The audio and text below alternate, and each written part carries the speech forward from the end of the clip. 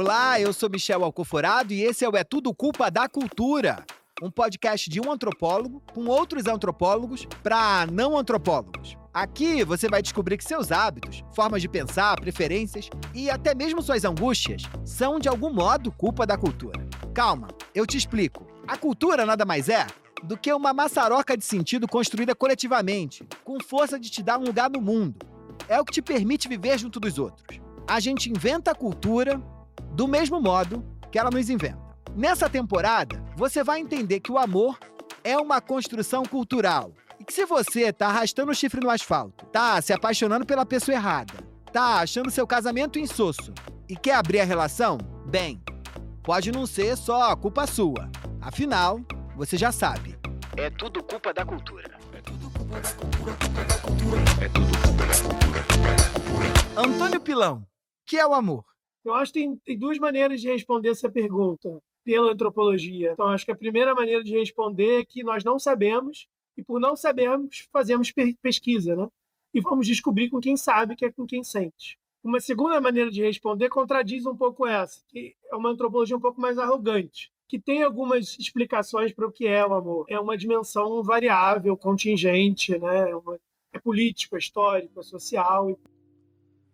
O seu amor ame-o e deixe-o livre para amar, livre para amar, livre para amar.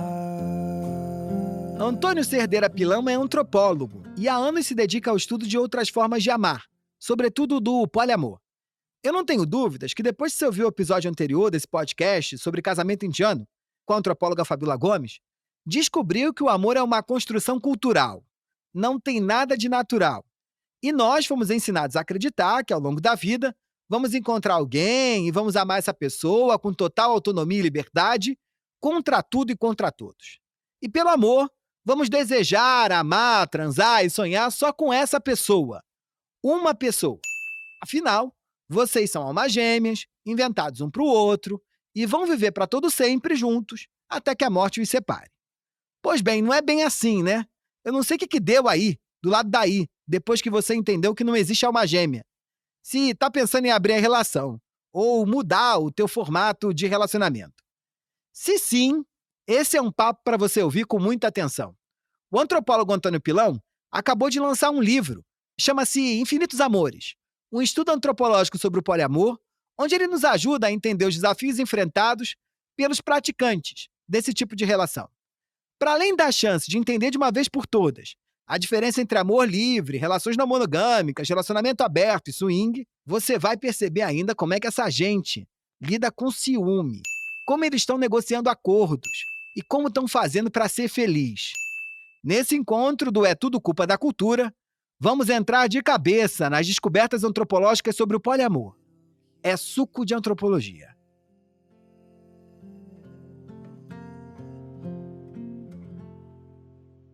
E, Antônio, como é que você caiu nessa de antropologia, hein? Eu acho que eu fui um pouco obrigado a ter que responder se eu era sociólogo ou antropólogo. No meu programa de pós-graduação era a mesma coisa, mas tinha alguns formulários que você tinha que preencher, sociólogo ou antropólogo, né? Você já tem uma trajetória longa aí sobre reflexões, né, e pesquisas sobre esse tema do poliamor. Eu devo ter ouvido a primeira vez esse debate mais ou menos há uns 5, 6 anos atrás, que eu tinha um estagiário lá na minha empresa que ele era videomaker, o Wesley.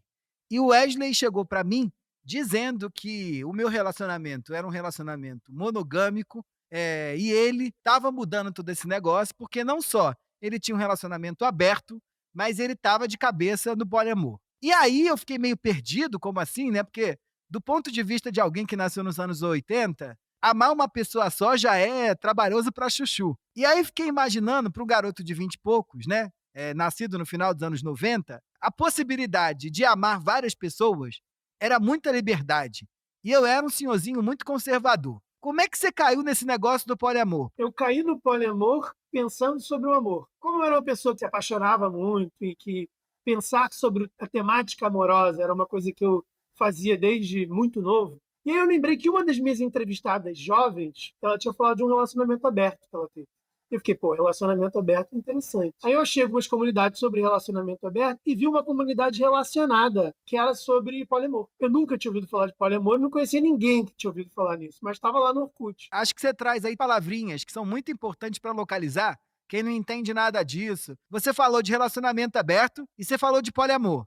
Eu descobri lá no teu trabalho que são coisas diferentes. Você pode ajudar a gente a perceber as diferenças entre cada um deles? Relacionamento aberto, que é o que eu já conhecia, que você já conhecia, né, Michel? Porque na tua geração, Quando manda um na tua geração, tu já sabe, né?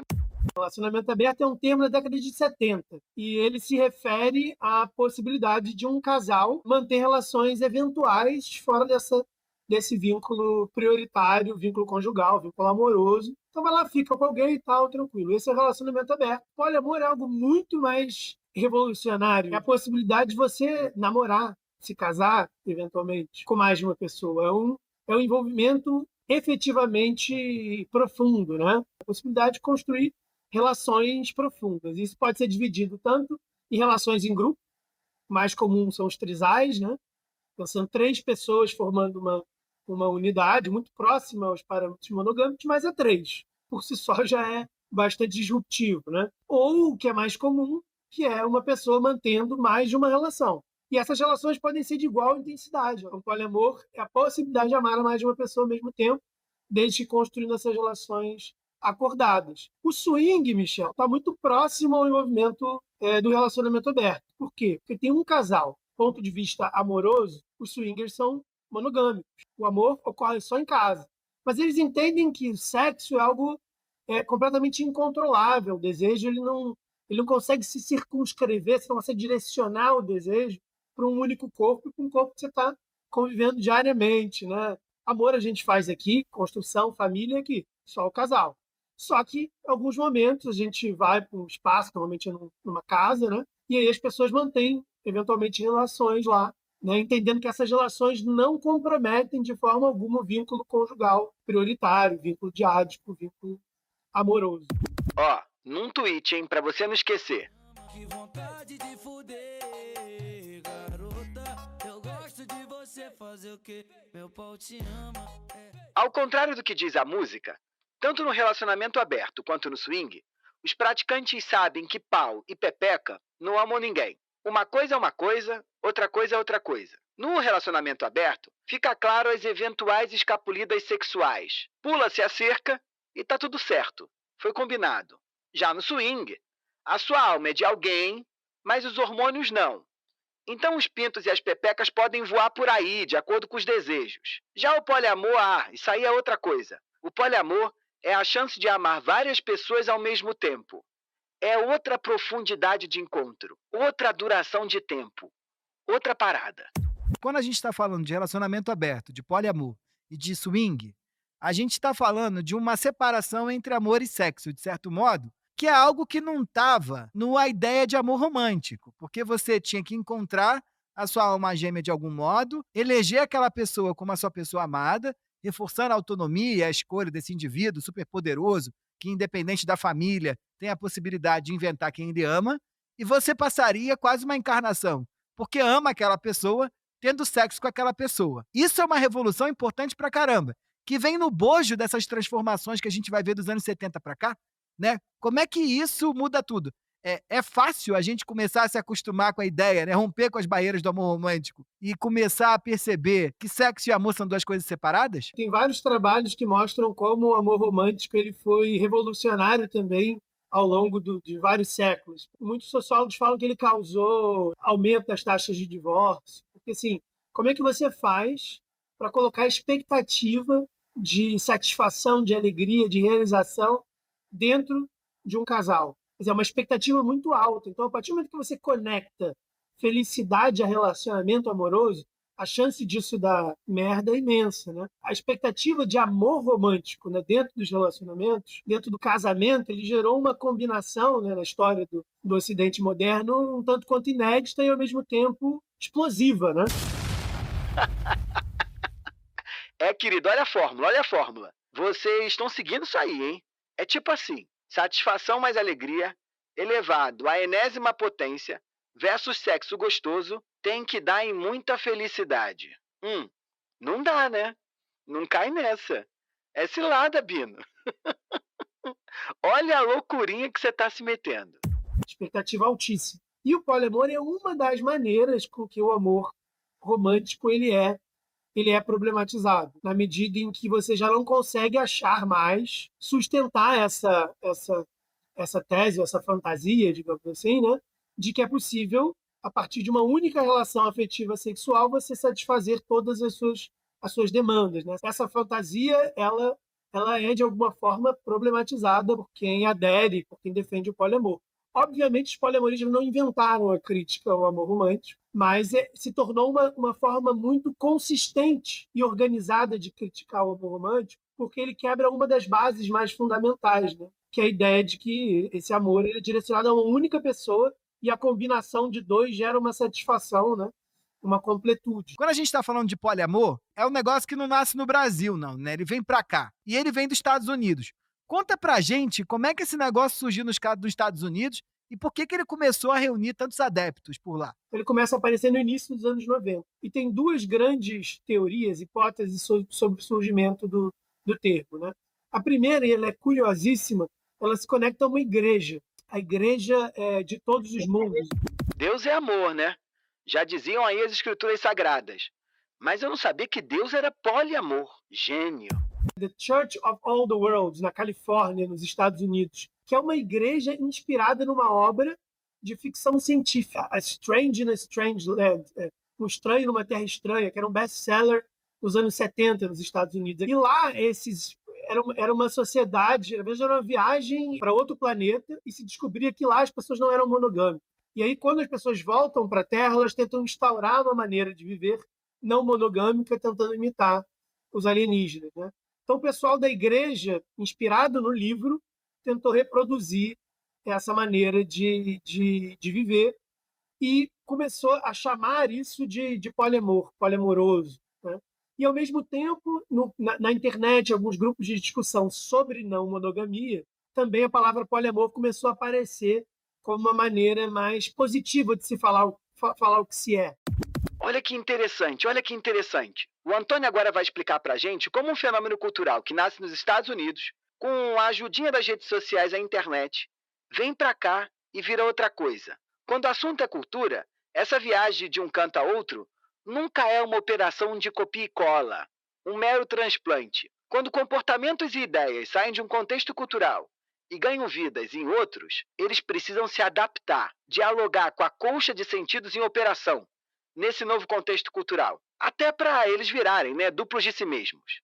Ao invés de dizer, olha, eu sou não monogâmico, que é algo que tem acontecido muito no Brasil hoje, poucas pessoas têm afirmado o poliamor como um lugar, como uma identidade, as pessoas falam muito mais, eu sou não mono. O que acontece é que começou a surgir alguns grupos no contexto brasileiro que passaram a fazer críticas muito consistentes ao poliamor. O principal deles é a Rede de Relações Livres de Porto Alegre. Ela ganhou muita força no início dos anos 2010, né? Se tornou um grupo nacional com bastante força, com bastante impacto, e ela fazia críticas ao poliamor. Crítica ao fato do poliamor estar muito obcecado com o amor, a ter muitas regras, a ter muitos acordos. Então, nessa cena, ela ficou muito dividida. O grupinho do poliamor e o grupinho da RLI, que é uma abreviação de Relações Livres. E naquela altura, a maioria das pessoas não queriam se identificar com nenhuma igrejinha, como algumas pessoas chamavam, né?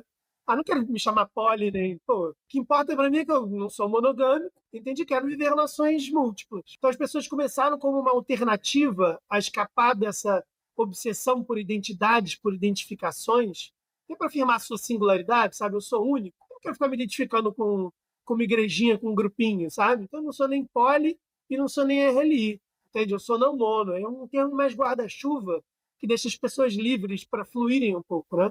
Elas não têm que se comprometer muito. Então, de repente, elas podem só praticar relação aberta, elas podem, né, viver mais de um amor intensamente ou não, podem estar solteiras, enfim. E esse é um ponto interessante, posso estar errado aqui, e aí me corrige se eu estiver falando um grande absurdo. Que quando alguém se auto-intitula não mono, o peso da disrupção está mais sobre a sexualidade, ou seja, eu tenho relações sexuais com mais de uma pessoa, do que sobre o afeto ou não? É loucura minha?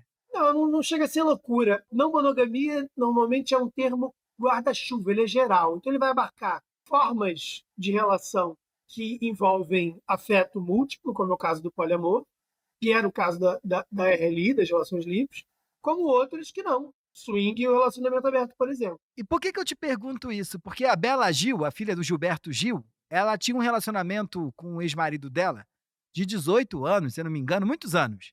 E eles tinham um relacionamento aberto, sexualmente aberto, mas se mantinham casados. Mas num determinado momento eles decidiram que queriam se separar para seguirem projetos de vida completamente distintos. E a principal crítica que a internet foi para cima dos dois foi: ué, mas o grande dilema de um casamento é que o sexo acaba. Se vocês podem transar com todo mundo, por que vocês não continuam juntos? Se dizem, gostar tanto um do outro, ter tanto em comum e por aí vai. E ela disse: não, o amor trata-se de um projeto em comum de vida. E muito mais do que sexo. E nós não temos mais isso. E por isso decidimos nos separar. Então a ideia, né, o peso do não sexo, de fazer sexo, de manter uma vida sexual com um único parceiro é tão pesado na lógica de um casamento dentro do amor romântico, de você ter que ficar se reinventando. Os sex shops estão aí, né, para isso. As terapeutas sexuais também, né, para tentar fazer o cara 50 anos depois continuar tendo tesão, a moça continuar tendo tesão, e aí não importa o modelo de relacionamento que eles levam, que as pessoas só acham que se você pode transar com todo mundo, você pode continuar um casamento para todo sempre, né? É uma maneira muito simplificada de olhar o tema, né? Como se o único problema de uma relação fosse a falta de sexo. Você fala muito, né, de uma conversão ao poliamor, e esse é um momento delicado, né? Eu fiquei pensando que do mesmo modo que tem gente que fala em cura gay, em cura sei lá o quê, tem quase uma cura mono, né?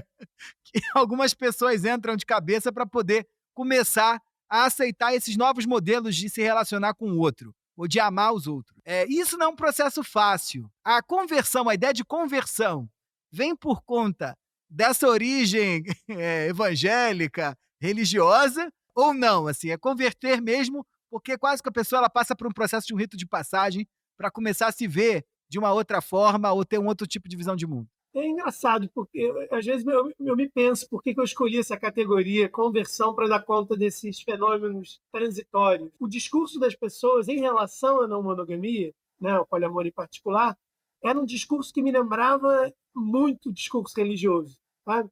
Eu faço algumas analogias, por exemplo, com vegetarianos ou pessoas veganas, né? Não são todos.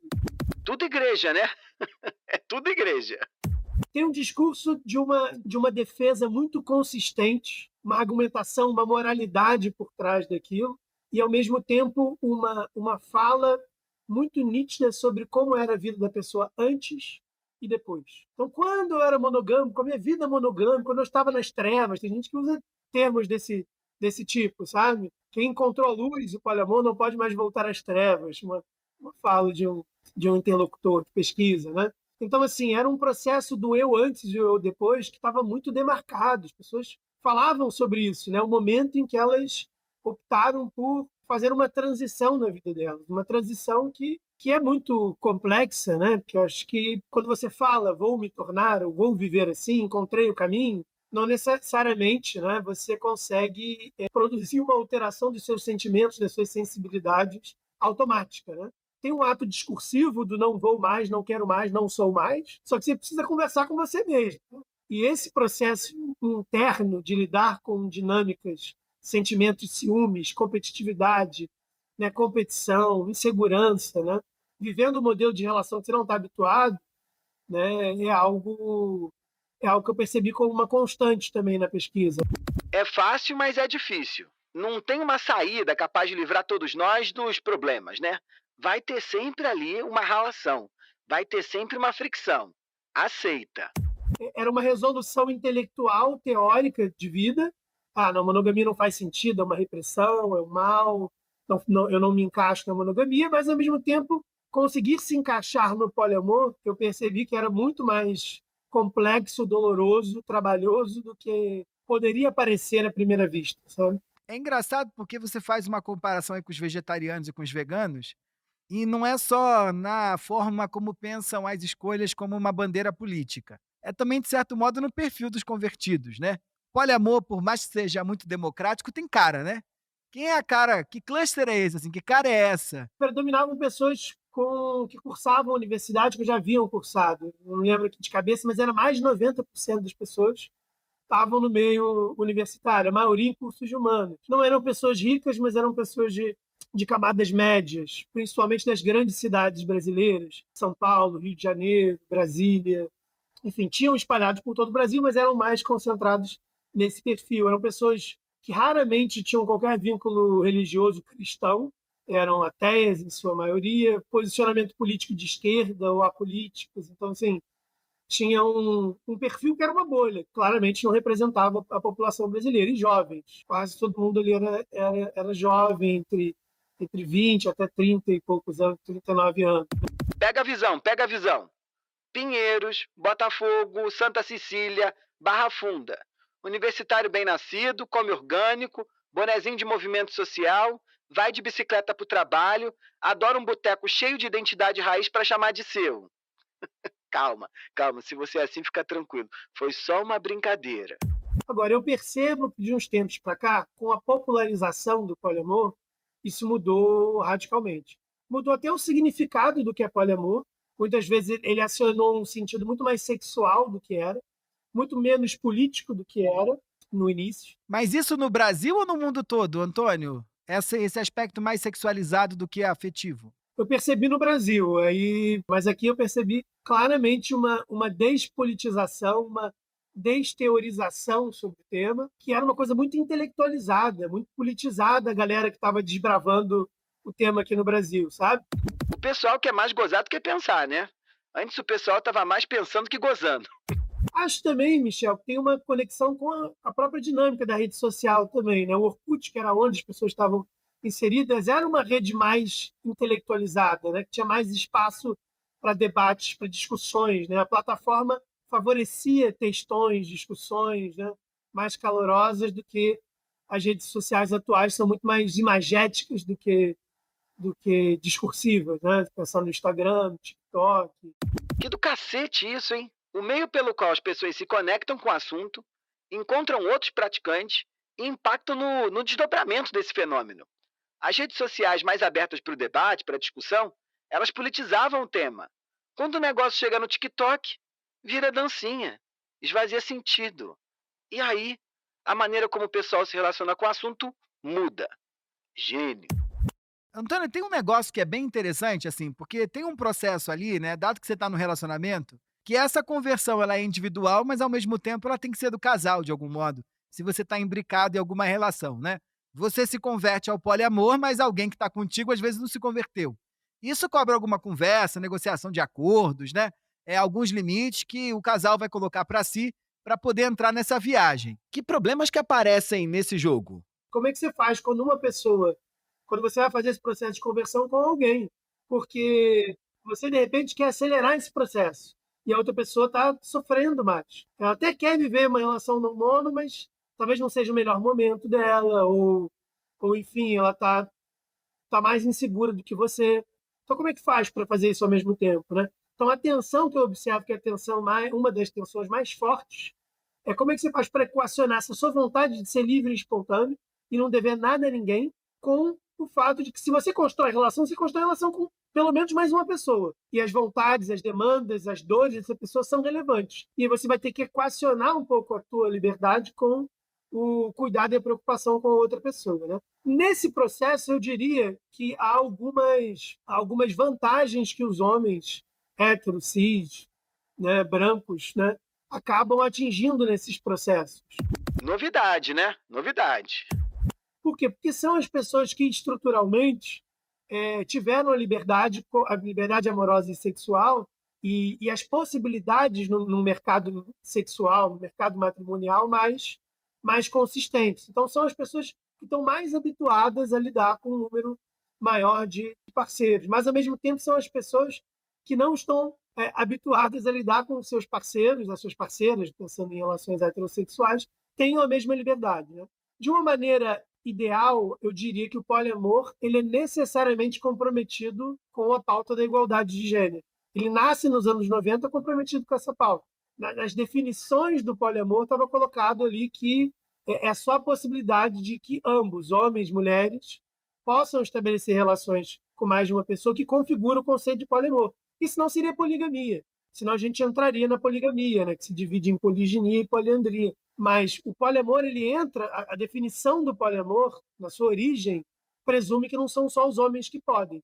Embora, como você muito bem colocou, as dinâmicas concretas das relações, elas envolvem estruturas de poder, assimetrias de poder. Na teoria é uma coisa, aí chega a prática. Dá ruim. E o ciúme, hein? Tem ciúme numa relação poliamorosa? O objetivo é você aprender a lidar com ele, né? E aí começam a surgir várias técnicas, né? E eu percebi isso muito, assim, no contexto norte-americano, a galera lá é muito meticulosa. Então tem livros, sabe? Num clima autoajuda, que botam técnicas, enumeram, assim, olha, tem essa parte da monetização, mas é um pouco a postura, eu acho que é uma lógica norte-americana de você organizar, sistematizar trabalho e tal, sabe? Um controle do self super, super bem constituído, né? No Brasil, assim, essas técnicas elas se desenvolvem menos, mas ainda assim as pessoas falam, olha, tem que trabalhar esse negócio. E aí tem vários caminhos e várias disputas nisso, né? Não tem uma única voz que diz, olha, melhor caminho é esse. Então tem todo um processo de ressignificação das relações. Por que você sente ciúme? Eles vão dizer que, olha, se você está pensando numa lógica romântica e monogâmica, se pinta uma outra pessoa, você acha que você vai ser substituído. Então o que você precisa? Ressignificar as relações. Você precisa pensar as relações, as outras pessoas, não como inimigas, ocupando um lugar que é unitário. Você precisa pensar o lugar de cônjuge, o lugar de afeto, o lugar de amor, né, como um lugar que várias pessoas ocupam, né? E aí as analogias mais comuns são aquelas entre amizade e as relações familiares. A gente não pensa que só pode ser pai de um filho, ou uma filha, né? Um pai pode amar mais de uma criança, não é verdade? Uma mãe também. Se espera isso. E ninguém acha que, quer dizer, embora possa haver competições, comparações entre esses afetos, eles existem, a gente presume que é possível. A amizade, então, também, né? Quem disse que só pode ter um amigo? Pode ter vários amigos, né? Você pode ter vários filhos, vários amigos. Namorado só pode ter um.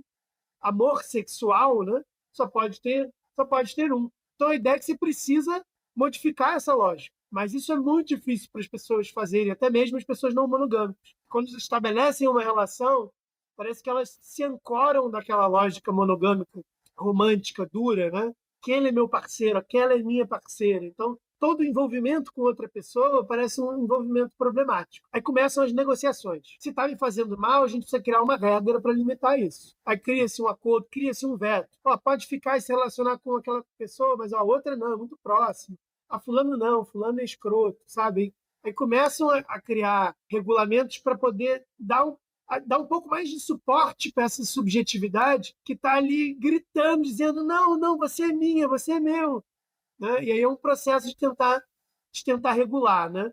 Só que isso fere um pouco o próprio princípio da pessoa, que é ser livre. Né? Então ela quer controlar um pouco a outra pessoa porque ela quer ser a única na vida da pessoa. Só que, ao mesmo tempo, ela quer ser livre, totalmente livre para se envolver afetivo e sexualmente o que ela quiser. Então, olha a contradição que se gera. Né? De um lado, você escolhe o poliamor, que você quer ser livre afetivamente e sexualmente. Só que, de outro, você tem ciúmes, porque você quer ser o centro da vida da pessoa que você se relaciona.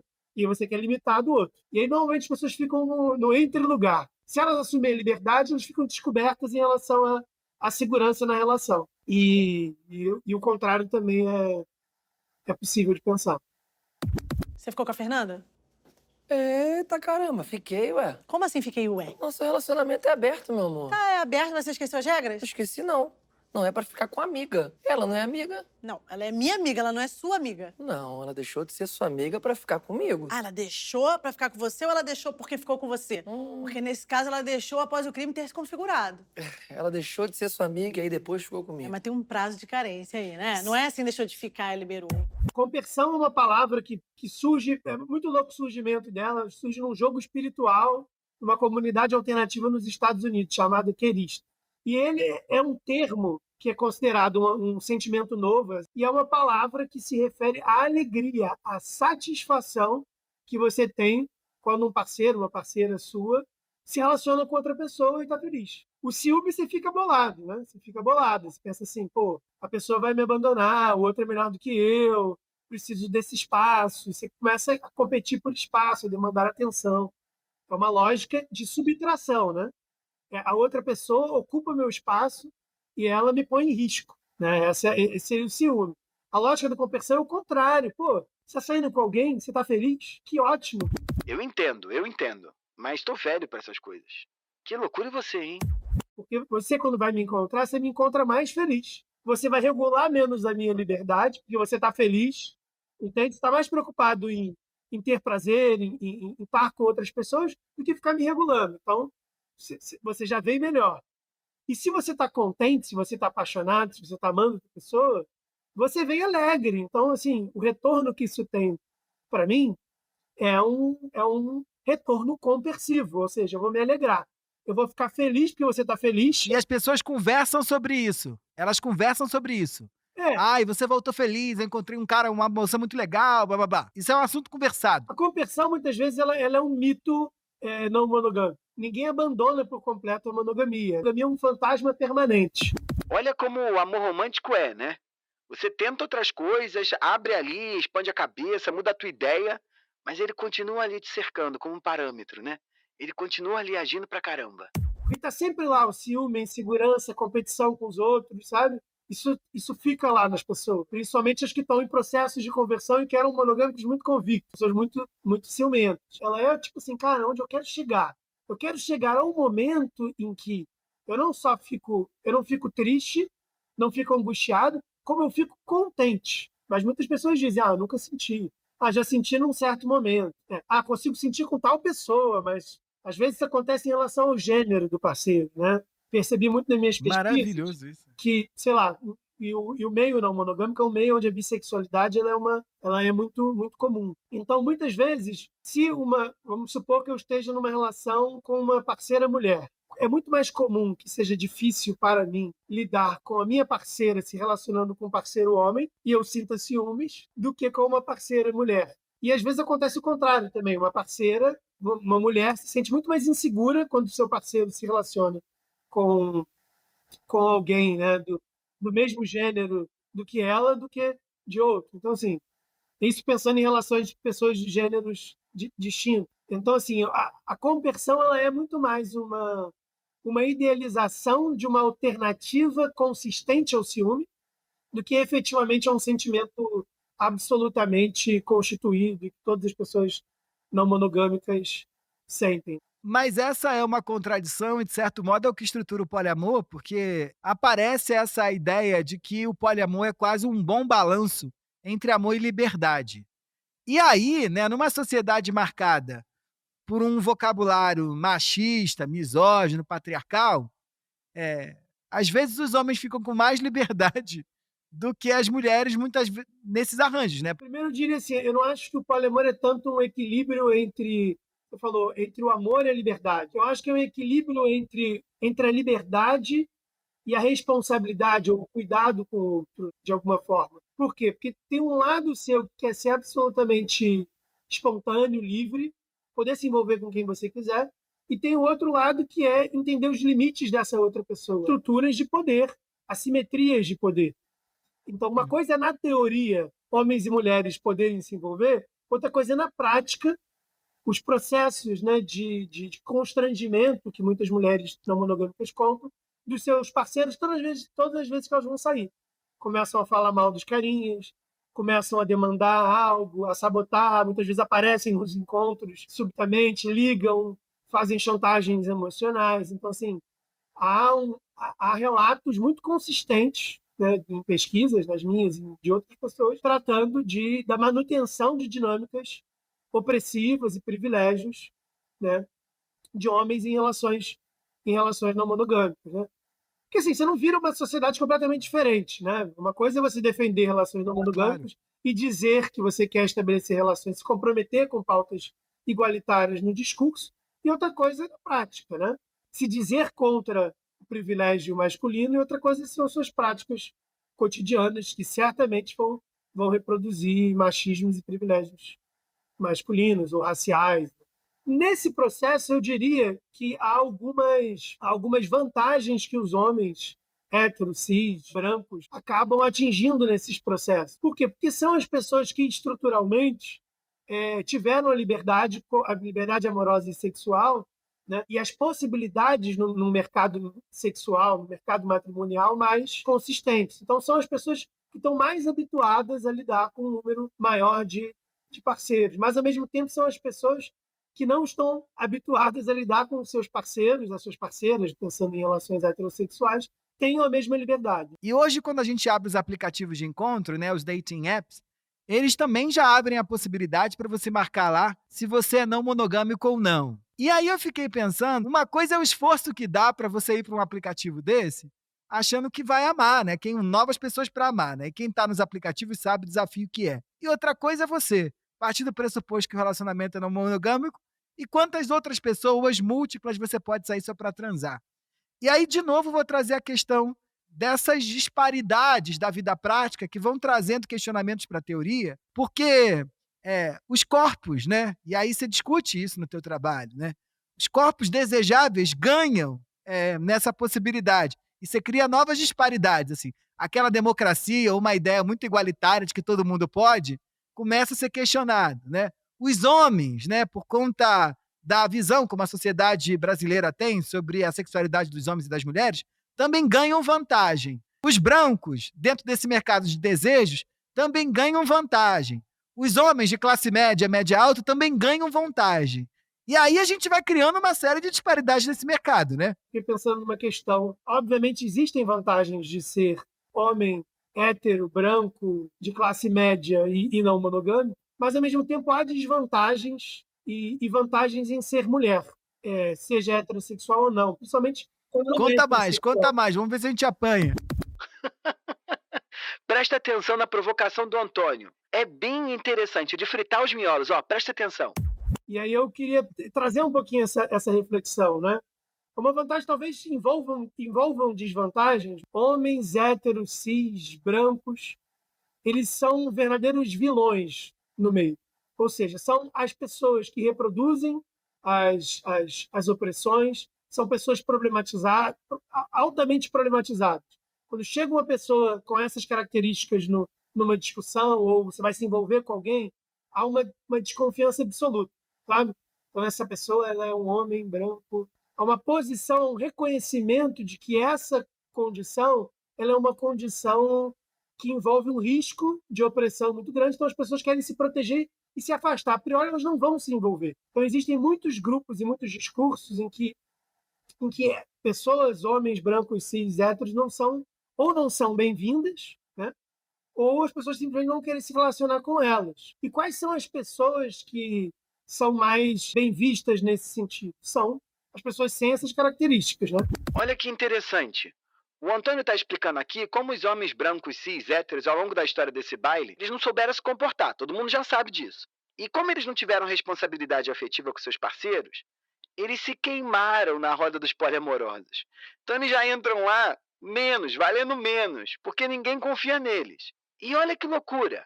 Como a força de um privilégio pode acabar transformando o algoz, um ofensor, num detrator dessa conversa e atrapalhando a vida dele.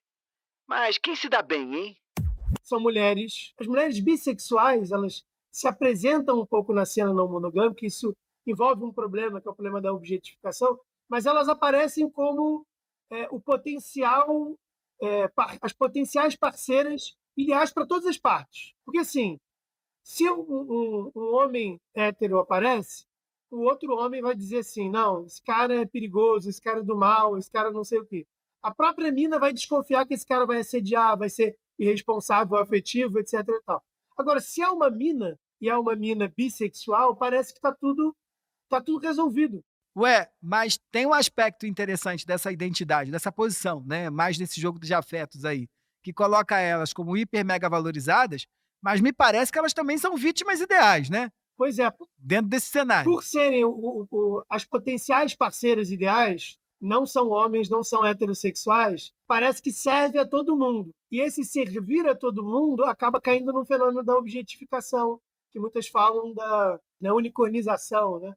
Que é uma lógica de que essas mulheres bissexuais vão atender as demandas, muitas vezes, de casais de casais heterossexuais são vistas como as perfeitas parceiras. Não vão causar muito problema, não são homens, não são machos escroto, sabe? Chegam suaves, chegam delicadamente, só que ao mesmo tempo as suas demandas, a sua individualidade, seus sentimentos muitas vezes não são respeitados, né? Então, assim, é um cenário complexo, né? Um cenário... Sim, se você presta atenção, por exemplo, né, se uma relação homossexual entre mulheres é menos estigmatizada na sociedade brasileira do que uma relação sexual entre homens, né, ela ocupa o lugar perfeito em qualquer casal, né? Então, é coringa, né? E é um baita desafio ser coringa na vida. É ótimo, mas é péssimo, né? Parece um win-win, todo mundo quer esse modelo, né? As mulheres aparentemente querem que haja, que possa discutir em que medida não há uma pressão para que isso ocorra, e os homens também se sentem absolutamente confortáveis, né? Preferem esses envolvimentos. Claro que a gente está criando uma generalização, mas é uma generalização que se manifesta. Claro, E as relações entre homens em casas de swing, elas ocorrem? Em que contextos elas ocorrem? Elas são muito mais estigmatizadas, muito mais silenciadas, não vistas, né, do que a relação entre mulheres. Isso ocorre da mesma forma, né, no meio não mono poliamoroso, né? A bissexualidade feminina ela é muito mais difundida do que a bissexualidade masculina, né? Então, em termos de número de parceiros, potenciais parceiros, uma mulher bissexual estaria em vantagem. Ela se relacionaria com um número maior de pessoas, né? Todas as pessoas gostariam de se relacionar com ela, em teoria. Mas tem todas as dimensões de opressão que ela sofre, tanto por ser mulher quanto por ser bissexual. Então, assim, não é só um cenário estrelado, né, lindo, é um cenário problemático, que esses potenciais parceiros muitas vezes são potenciais opressores, né? Então é uma posição complicada, né? Olha, posso dizer que eu aprendi pra caramba nesse episódio. Antes de entrar de cabeça no teu trabalho, estava norteado pelos meus preconceitos, como todo mundo tá, e saí achando que sendo não mono ou poliamorista, ou se não, quadradinho, tradicional em termos de relacionamento, tá todo mundo discutindo mais relação do que amando, né? Eu acho que isso é um aprendizado aí pra gente. Vamos amar mais e discutir menos, porque tá muito complicado. Queridos, antes de passar aqui a palavra pro Antônio para agradecer, queria lembrar vocês que quem gostou do nosso papo, compre o livro do Antônio. O livro dele acabou de ser publicado pela editora Telha, Infinitos Amores, um estudo antropológico sobre o poliamor. Eu já li e posso dizer para você que é uma aula para você entrar de cabeça nesse assunto do ponto de vista da antropologia, recuperando aqui a teoria nativa, que é como a gente fala, ou seja, o ponto de vista de quem vive esse negócio vai estar totalmente desnudado. Antônio, obrigado pela tua participação, e de verdade, foi uma aula. Foi ótima a conversa, agradecer a oportunidade. Eu acho que o canal é super importante, né? É uma aula sobre o que o mundo está virando, o que a nossa vida é. Um abraço. Valeu, meu querido. Um abraço. Obrigado. Todas as referências desse episódio, além de outras dicas de leitura, você pode encontrar na descrição do seu tocador de podcast preferido. Olha, que coisa boa, você sabe, a gente não faz sozinho. A gente faz junto e misturado com uma turma. Uma turma, de primeira. A produção dessa temporada do É Tudo Culpa da Cultura foi feita por Fabiola Gomes. O roteiro ficou na minha mão e na dela. A vinheta é criação do time do Estúdio Cavalo. E a captação de áudio, edição e sonorização é responsabilidade da Voz Ativa Produções. É isso. Até mais, pessoal.